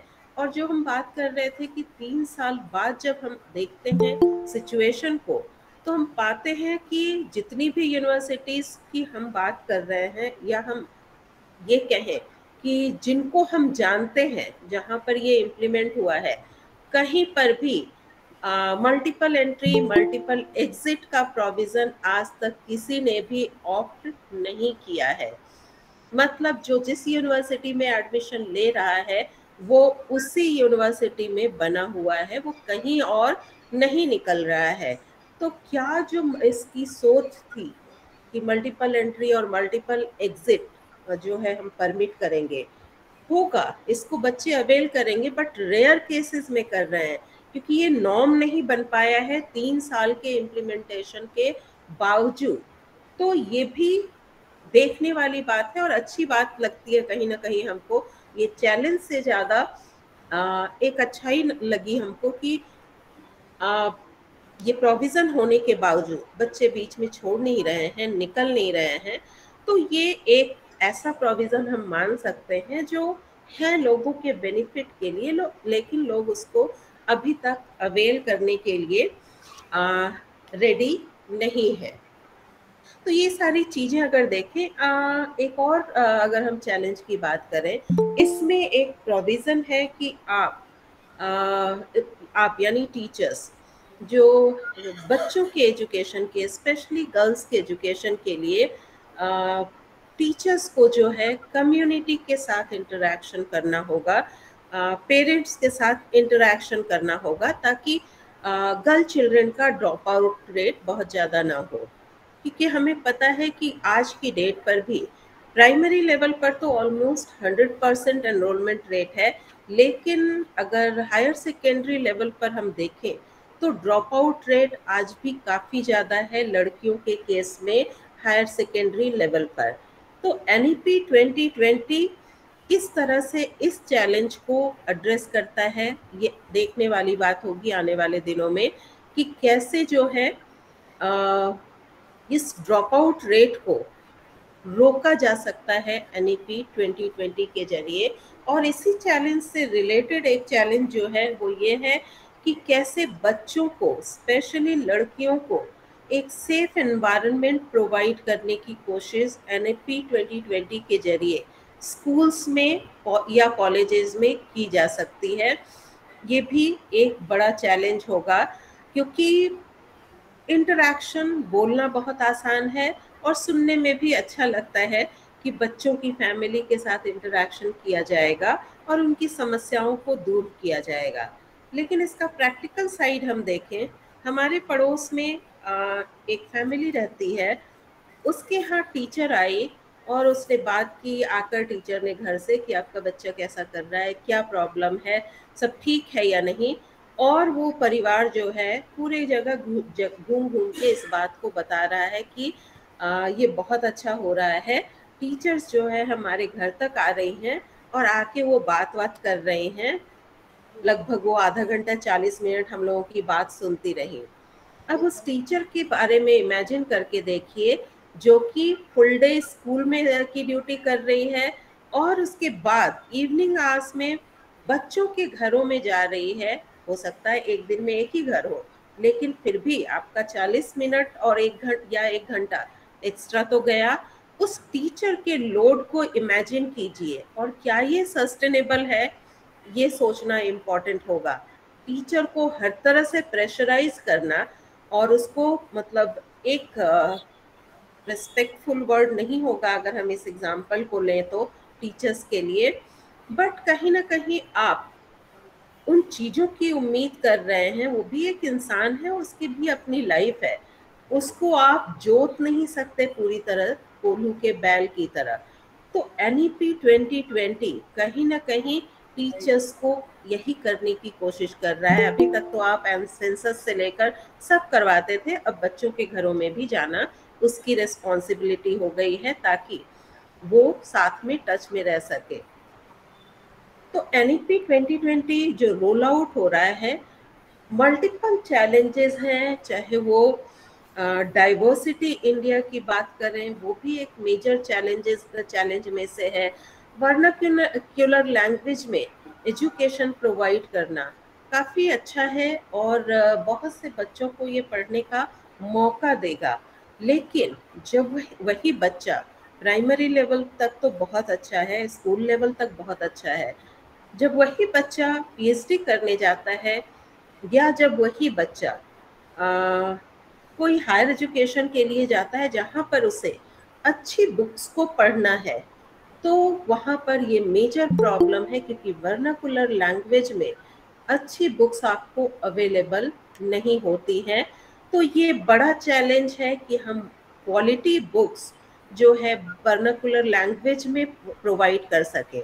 और इतना ध्यान रखिए, इंडिया वो जगह है जहाँ पर जो है हर कुछ कोस पर जो है वाणी बदल जाता है, कुछ कोस पे पानी और हर कुछ कोस पे वाणी। तो जहाँ हर कुछ कोस पे वाणी बदल जाए, वहाँ पर वर्नाकुलर लैंग्वेज में उनकी अपनी भाषा में शिक्षा देना और उसमें क्वालिटी मटेरियल अवेलेबल कर पाना, ये हरक्यूलियन टास्क है, जो कि बहुत मुश्किल है, सालों लग जाएंगे संभालने में। मुट्ठी में रेत को कभी पकड़ा है आप लोगों ने? जब आप मुट्ठी में रेत को पकड़ते हैं, आप चाहकर भी उसको पकड़ के नहीं रख सकते, वो इधर से निकलेगा, वो उधर से निकलेगा। और ये वर्नाकुलर मीडियम का एजुकेशन सिस्टम एक और बहुत बड़ा एडवांटेज प्रोवाइड करता है, दूसरी ओर ये उतना ही बड़ा चैलेंज प्रोवाइड करता है कि कैसे आप इन सारे बातों को समेटते हुए आगे बढ़ेंगे। अदरवाइज ये सिस्टम फेल होने के चांसेस बहुत ज़्यादा हैं। जिस ऑब्जेक्टिव को लेकर ये शुरू हुआ है, ये बहुत सक्सेसफुल नहीं हो पाएगा अगर हम सिरों को ढीला छोड़ते गए।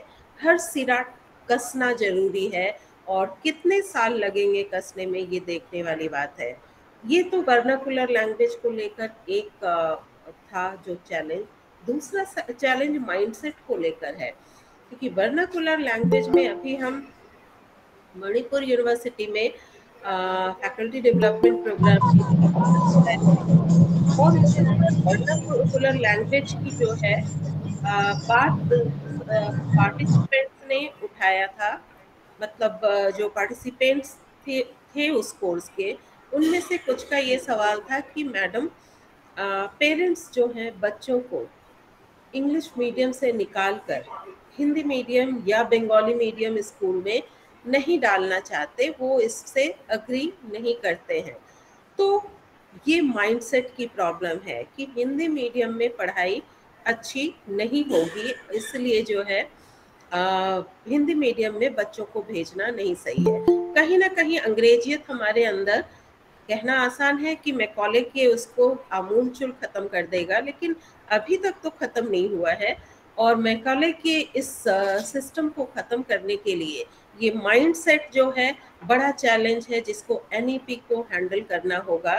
कैसे आप अपने बच्चों को, अच्छे घरों के बच्चों को जो कॉन्वेंट में पढ़ने की जिनकी आदत है, पब्लिक स्कूल में पढ़ने की जिनकी आदत है, एक सरकारी स्कूल तक कैसे लेकर आएंगे, ये सरकार का बड़ा चैलेंज होगा। और इसके लिए भी बहुत बड़े इस लेवल पर बदलाव की ज़रूरत है। सिर्फ बोल देने से कि अपनी भाषा में शिक्षा होगी, आप इंग्लिश मीडियम एजुकेशन से उसको ख़त्म नहीं कर सकते। तो क्या इंग्लिश में शिक्षा लेना गलत है? बिल्कुल नहीं है, बट उन्हीं जगहों को एक सजेशन जो हमने दिया था उस समय पर वो ये था कि शायद ये जो वर्नाक्युलर मीडियम के स्कूल्स हैं इसको बहुत ऊपर लाना होगा, और जो कॉन्वेंट और वो स्कूल है उसके फी को कट करके इनके लेवल पर लाना होगा, तो शायद हम काफ़ी हद तक इस चैलेंज को मीट कर पाएंगे। तो मल्टीपल चैलेंजेस हैं, और जैसे जैसे ये रोल आउट होता जाएगा नेशनल एजुकेशन पॉलिसी और इसका इम्प्लीमेंटेशन, हम प्रैक्टिकल चैलेंजेस देखेंगे। आप में से हर कोई और हम में से हर कोई प्रैक्टिकल चैलेंजेस हम लोग देखेंगे। और इसके साथ ही हम रुकना चाहेंगे क्योंकि मेरा गला बहुत ज़्यादा दर्द कर रहा है, पता नहीं हम कैसे बोल गए इतनी देर भी। Thank you for giving me a patient hearing. Thank you.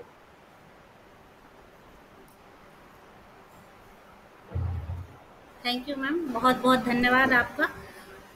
आपकी तबीयत ठीक ना होने के बाद भी आपने हमें इतना अच्छा मार्गदर्शन दिया, और डेफिनेटली आपने जो भी बोला इस टॉपिक के साथ, आज के वेबिनार के साथ पूरा न्याय किया। आपने जो इसके चैलेंजेस बताए वो बहुत ही ज़्यादा डेप्थ में जाकर भी अगर हम सोचते तो शायद हमें समझ में नहीं आने वाले थे, लेकिन आपने जिन्हें हमें बताया और ये हमें बहुत ही क्लियर तरीके से समझ में आया। आज की हमारी बच्चियों को भी बहुत ही क्लियरली एनईपी और उससे जुड़ी जो भी व्यवधान है या जो भी समस्याएं हैं वो बहुत क्लियरली उनको समझ में आ गई। तो मैं भी बहुत ज़्यादा टाइम ना लेते हुए मैम का फिर से हृदय से आभार व्यक्त करती हूँ, धन्यवाद देती हूँ कि आपने अपना महत्वपूर्ण जो बहुत ही टाइम है वो हम सबको दिया। इसके बाद में आज के हमारे कार्यक्रम के इस वेबिनार के कन्वीनर हमारे ही महाविद्यालय के समाजशास्त्र विभाग के हेड डॉक्टर शशिकांत अवस्थी जी को आमंत्रित करूंगी। वो आज के हमारे इन महान दो विद्वत वक्ताओं का जो उद्बोधन है उसकी समरी हम सब छात्राओं और इस प्लेटफॉर्म पे जितने भी श्रोतागण जुड़े हुए हैं उनको एक बार कृपया करके सुना दें। तो sir please. Thank you ma'am. आदरणीय महाविद्यालय के प्राचार्य जो आज इस वेबिनार की अध्यक्षता कर रहे थे, और हमारे बीच में परम आदरणीय मैम श्वेता मैडम जो बीच में हैं जुड़ी हुई हैं हमारे साथ।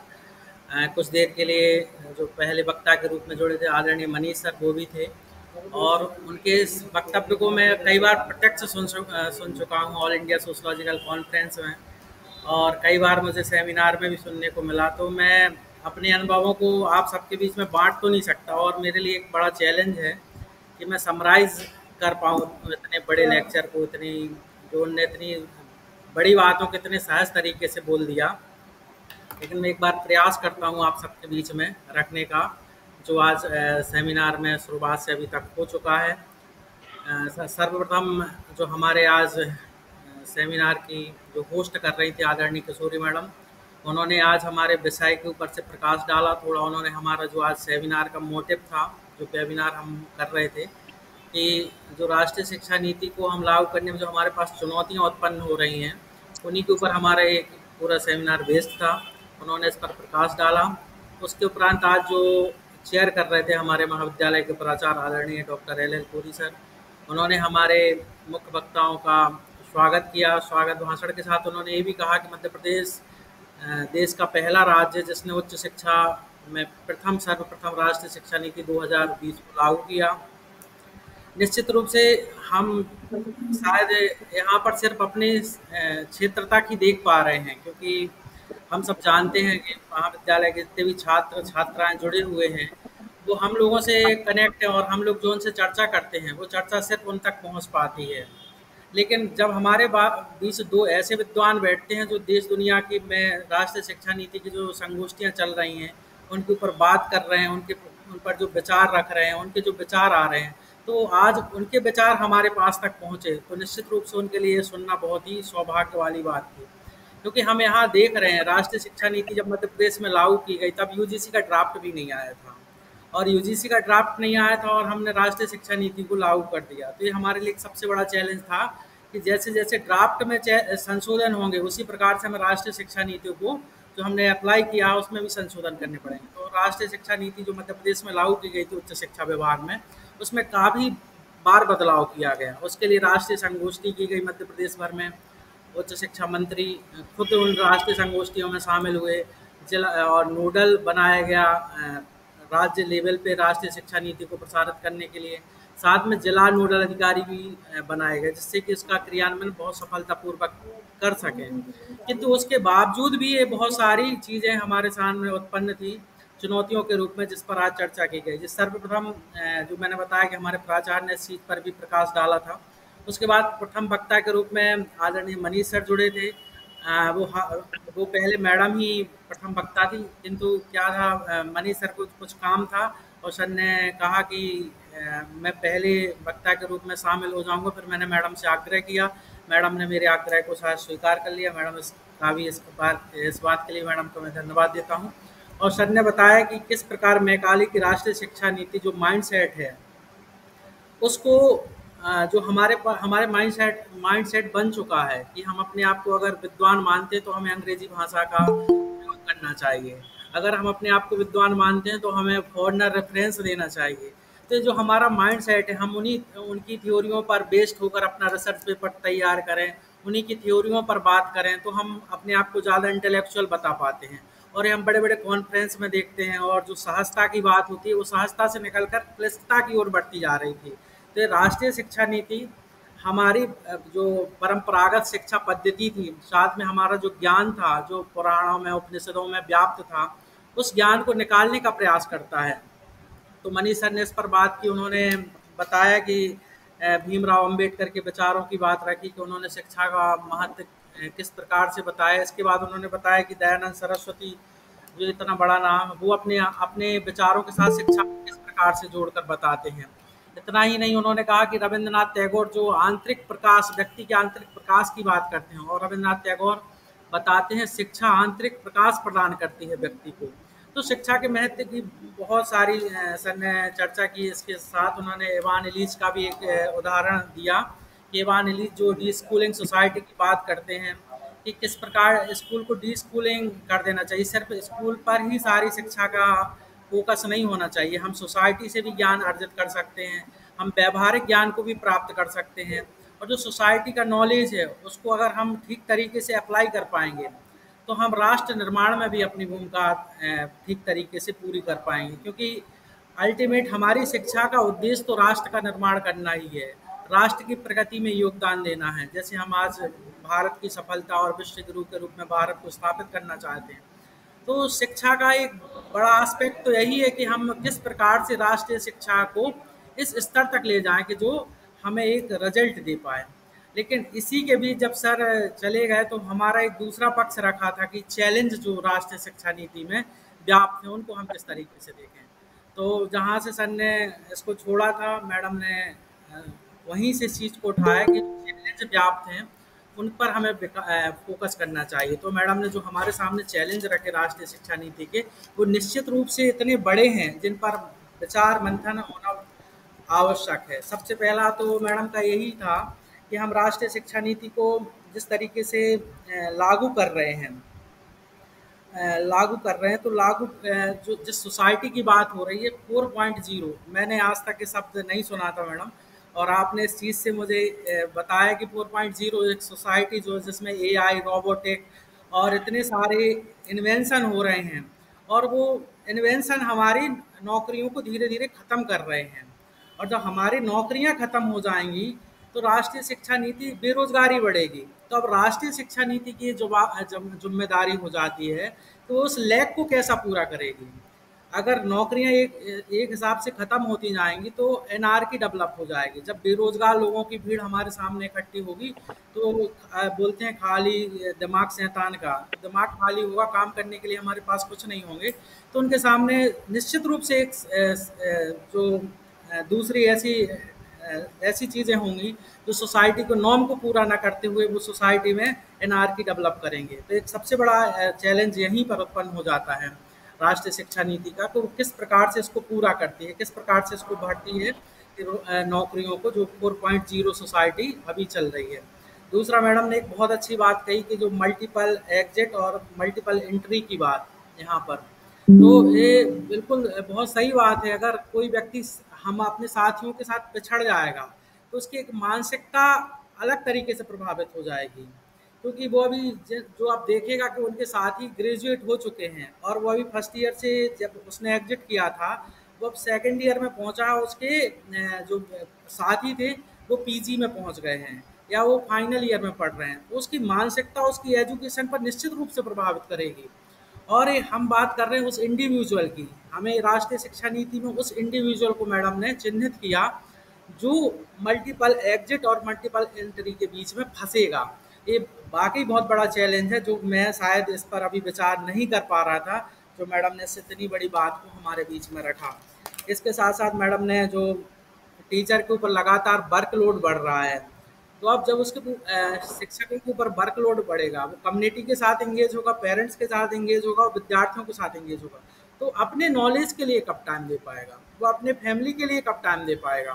तो एक बहुत बड़ा चैलेंज यहाँ भी राष्ट्रीय शिक्षा नीति में हमें समझने की ज़रूरत है, वर्कलोड को कैसे मैनेज कर पाएंगे। और जो इसको हमने इतना फैला दिया है राष्ट्रीय शिक्षा नीति को, तो मैडम ने आखिरी में एक बात कही थी कि हमें हर सिरे से इसको कसना पड़ेगा, तब ये स्ट्रक्चर में बंधा रहेगा। अगर हम इस स्ट्रक्चर में इसको बांध कर आगे बढ़ेंगे तो निश्चित रूप से राष्ट्रीय शिक्षा नीति जो बताना चाह रही है कि हम जो प्राथमिक एजुकेशन है वो अपने स्थानीय भाषा में देंगे, तो हम तो स्थानीय भाषा में प्राथमिक एजुकेशन को दे देंगे, लेकिन जो माइंडसेट पहले मैकाले का बना हुआ है कि जिनके पास पैसा है, जो एलीट वर्ग है, वो किस प्रकार से इस चीज़ को स्वीकार करेंगे कि हमारा बच्चा राष्ट्रीय जो शुरुआती शिक्षा हो अपनी भाषा में प्राप्त करे, वो अंग्रेजी क्यों पढ़ाना बंद करेगा। तो ये हमारे लिए हमेशा से एक जो समानता की बात करते हैं कि राष्ट्रीय शिक्षा नीति समानता की ओर ले जा रही है, लेकिन वो समानता की ओर उसी बिंदु पर हमें छोड़ देगी अगर हम इस माइंडसेट को नहीं बदल पाएँ। साथ में एक और जो चैलेंज यहाँ पर आता है, जो हम देखते हैं कि मल्टी फैकल्टी कॉलेजेस नहीं हैं जिनमें बहुत सारी फैकल्टी हों, तीनों फैकल्टी चल रहे हैं, कॉमर्स चल रहा हो, साइंस चल रहा हो, आर्ट चल रहा हो, तो सिंगल फैकल्टी इस बहुत सारे महाविद्यालय हैं। तो हम राष्ट्रीय शिक्षा नीति को जिस तरीके से हमने लागू किया, लेकिन विद्यार्थियों को वो सुविधाएं उपलब्ध नहीं हो पा रही, क्योंकि एक इंफ्रास्ट्रक्चर की भी एक बहुत बड़ी कमी है, क्योंकि इससे इंफ्रास्ट्रक्चर लगातार बढ़ गया है हमारी शिक्षा के लिए, क्योंकि हमें विद्यार्थियों के ऊपर भी लोड हो रहा है, विद्यार्थी इस चीज़ को नहीं समझ पा रहे। दूसरा, शिक्षकों के ऊपर भी एक बात आती है कि वो किस मानसिकता से इस चीज़ को लेते हैं, क्योंकि एक दौर में शिक्षक होते हैं जब उनका 5 साल या 7 साल रिटायरमेंट के लिए बचता है, तो उस स्थिति में इसको किस तरीके से चैलेंज को स्वीकार करते हैं, क्योंकि वो अपने आप को इतना जल्दी चेंज करना उनके लिए मुश्किल हो जाता है। तो ये ट्रेनिंग प्रोग्राम लगातार चलने चाहिए जिससे कि वो चैलेंजों को समझ पाएँ और राष्ट्रीय शिक्षा नीति को बहुत बेहतर से अप्लाई करवाने में सहयोग कर पाएँ। और मैं एक बार पुनः अपने प्राचार्य का और जो खास तौर पर जो हमारे बीच में श्वेता मैडम और मनीष सर जुड़े थे, मैं उनका बहुत तहे दिल से धन्यवाद देता हूं, क्योंकि हमारा सौभाग्य हमारे महाविद्यालय का कि हम प्रत्यक्ष तो नहीं लेकिन कम से कम वेब के माध्यम से आपसे जुड़ पाए, और हमारा महाविद्यालय इसलिए खुश महसूस कर रहा है अपने आप को, क्योंकि आज श्वेता मैडम एक मुख्य वक्ता के रूप में शासकीय कन्या पीजी महाविद्यालय छतरपुर से जुड़ी और मनीष सर भी जुड़े। मैं आपका बहुत बहुत धन्यवाद देता हूं कि आप दोनों ने हमें समय दिया। Thank you.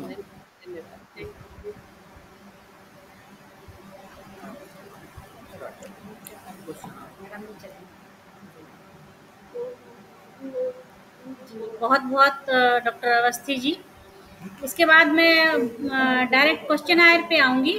तो अगर किसी के पास कोई भी क्वेश्चन है regarding to national education policy या आज के लेक्चर में आपको कोई क्वेश्चन करना है, तो please come forward and ask the question.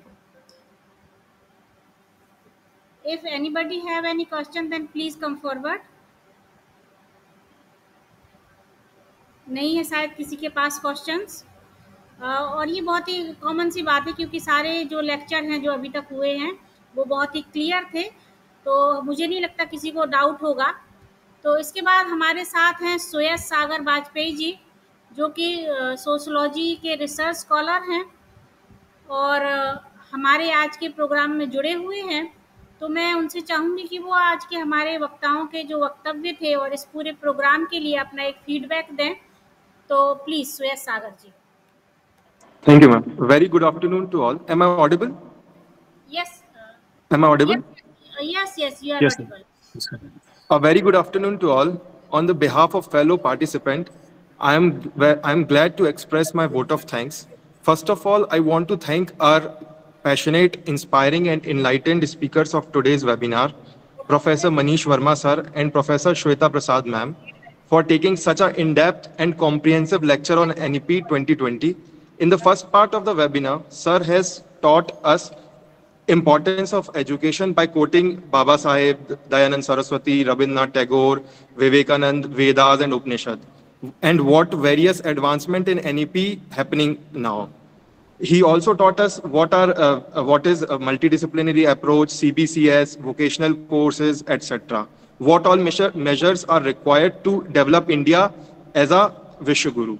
In the second part of our webinar today, ma'am has taught us what are the challenges of NEP 2020, what various pros and cons of NEP 2020, and what are various provisions of NEP 2020. And she taught us in depth what are the nitty-gritties of NEP 2020.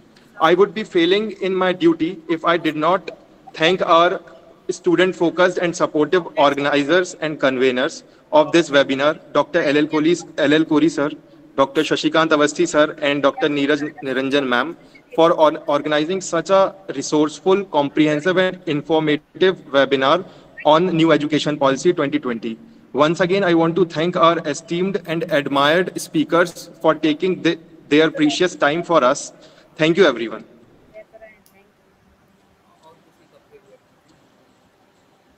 Thank you, Suyash Sagar ji. If anybody else here who wants to give feedback regarding this program and speakers, है क्या कोई ऐसा जो feedback देना चाहता है? Then welcome. Otherwise, we are moving towards the closing session of this webinar. नमस्ते ma'am. Yes. Welcome, ma'am. Welcome. Sapna Chaurasia ma'am is here. She wants to give her feedback regarding this webinar. Okay, ma'am. मैं आज के इस कार्यक्रम के organise करने वाले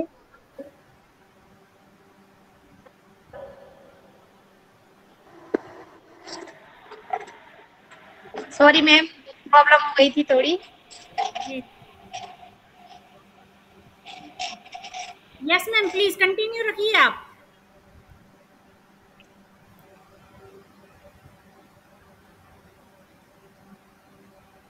सपना चौरसिया मैम, आप सुन पा रही हैं क्या? आप कंटिन्यू रखिए।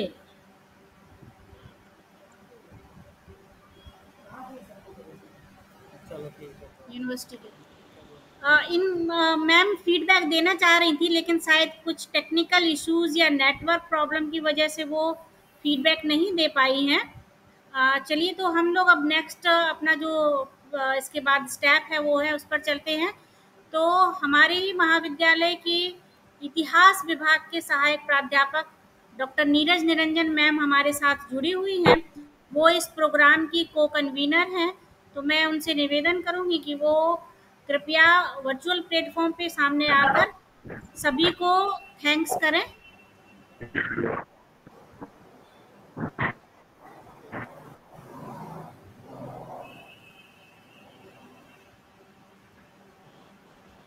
Dr. Neeraj Niranjan ma'am, please give your vote for thanks.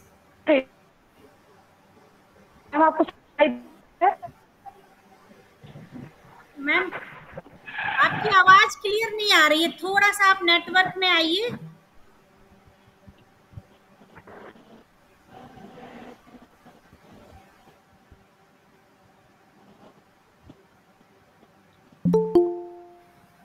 Neeraj ma'am, is there any issue regarding network and virtual platform?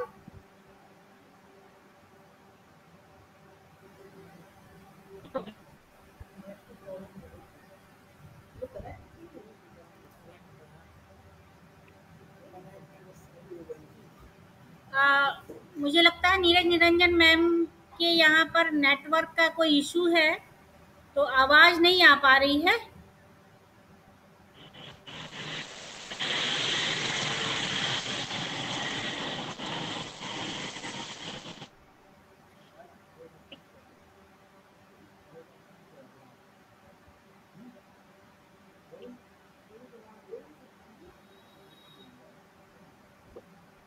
चलिए, तो फिर नीरज मैम के यहाँ नेटवर्क की प्रॉब्लम होने के कारण मैं आज के प्रोग्राम की और आज के हमारे वक्ताओं के लिए थैंक्स करने के लिए हमारे महाविद्यालय की वरिष्ठ प्राध्यापक डॉक्टर शशि प्रभा परिहार मैम, जो कि विभागाध्यक्ष हैं वनस्पति विभाग की, सीनियर हैं हमारी मैम, मैं उनसे करबद्ध निवेदन करूंगी कि वो सभी के लिए धन्यवाद ज्ञापित करने का कष्ट करें। तो मैम प्लीज।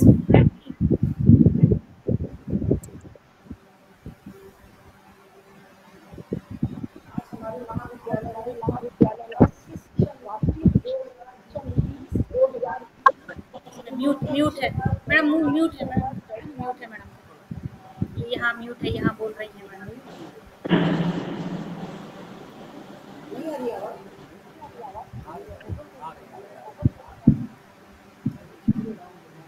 अब बोलिए,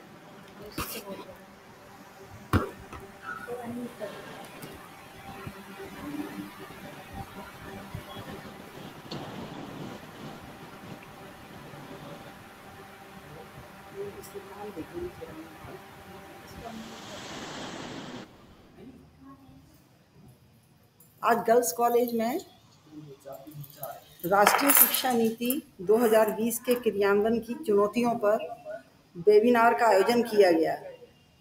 इस वेबिनार में मुख्य वक्ता के रूप में भीमराव अंबेडकर विश्वविद्यालय लखनऊ के सोशल साइंस संकाय के डीन प्रोफेसर मनीष के वर्मा सर का उद्बोधन बहुत सार्वगर्भित था।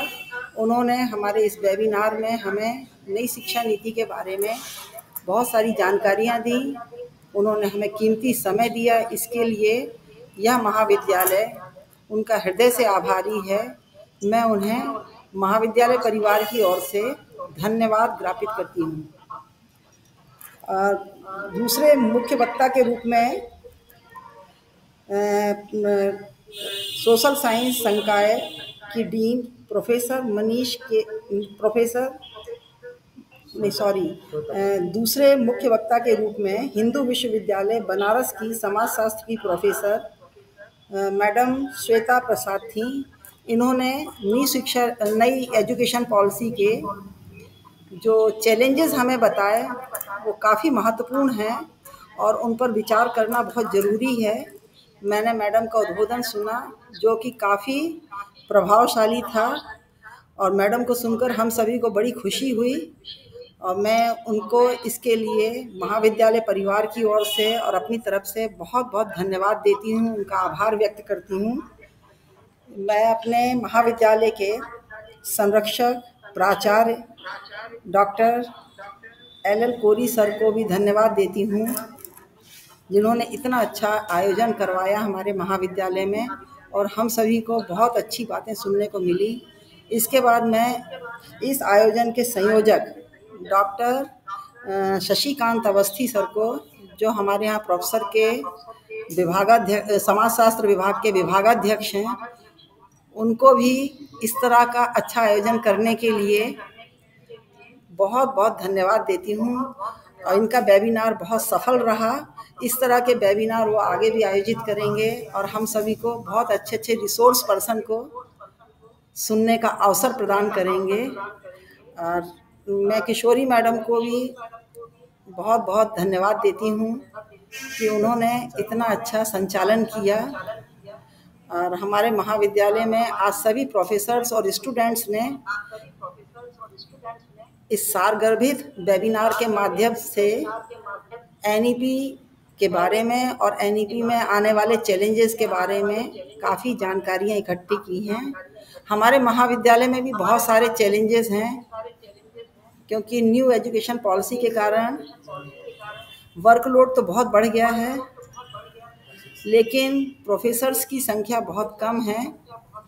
लेकिन न्यू एजुकेशन की पॉलिसी के माध्यम से हम बच्चों में स्किल डेवलपमेंट कर रहे हैं और एम्प्लॉयमेंट से बच्चों को जोड़ रहे हैं। मैं एक बार पुनः सभी रिसोर्स पर्सन का और इस आयोजन की समिति का बहुत बहुत धन्यवाद देती हूँ और जुड़े हुए सभी पार्टिसिपेंट्स का भी बहुत बहुत आभार व्यक्त करती हूँ, धन्यवाद देती हूँ।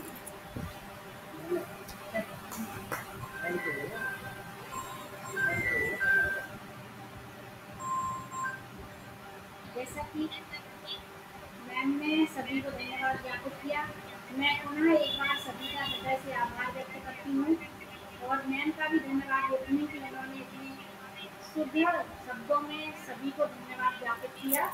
तो आपका पुनः सभी का महाविद्यालय परिवार की ओर से, हम सभी कार्यक्रम आयोजनकर्ताओं की ओर से धन्यवाद, आभार। हम तो ये मैडम को सुन पाए, अब आप लोग जो है इस प्लेटफॉर्म को छोड़ सकते हैं। नहीं, वो भी सर भी बहुत जबरदस्त है। हो गया, इंदिरा मैम का फोन आ रहा था कि कितने आना है, लेकिन अच्छा आप कहा दे दे बहुत अच्छा बोला। अब हम इसका पेपर जो हम बना रहे थे, अब इसको हम ले जाएंगे, जब हमने पूरा लिखा है इससे बढ़िया पेपर। चैलेंजेस अच्छे बताए ना मैडम ने, पूरा लिखा है, एक बहुत अच्छा बोला मैडम।